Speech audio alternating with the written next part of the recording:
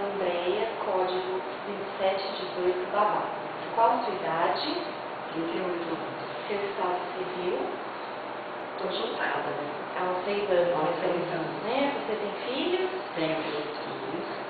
Qual a idade deles? 24, 20 e 19.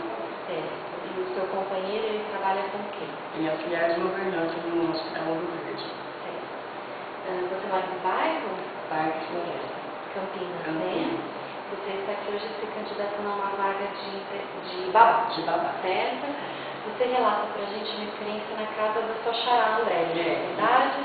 Lá você cuidava de quantas crianças? Só de um. Qual a idade dele?